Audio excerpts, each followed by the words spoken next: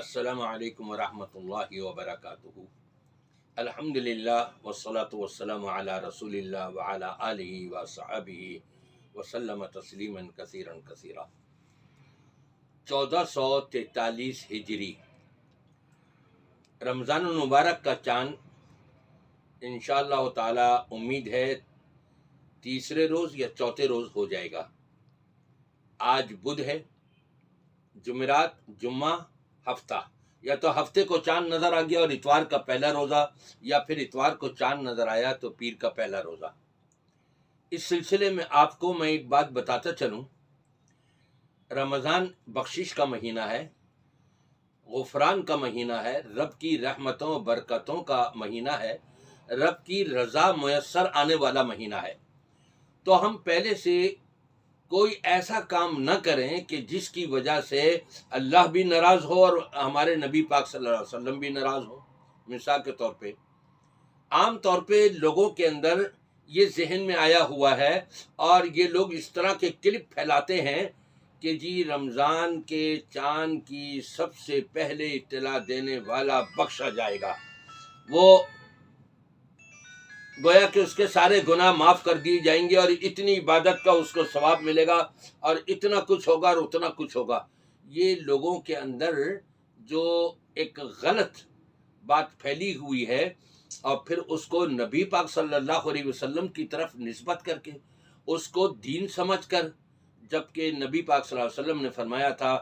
من احدث فی امرنا ھذا ما لیس منہ فہو رد، جو دین ہم نے پیش کیا ہے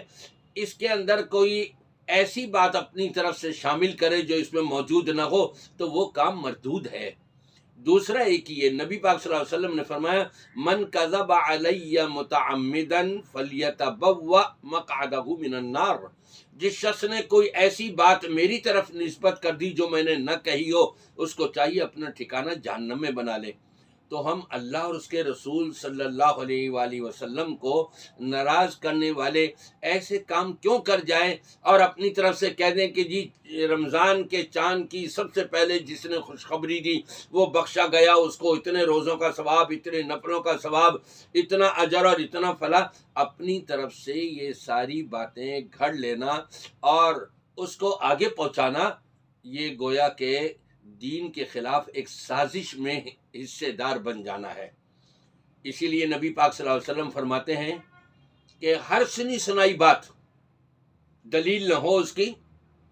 اور بس سنی اور آگے پھیلانا شروع کر دی، کفا بالمرء کذبا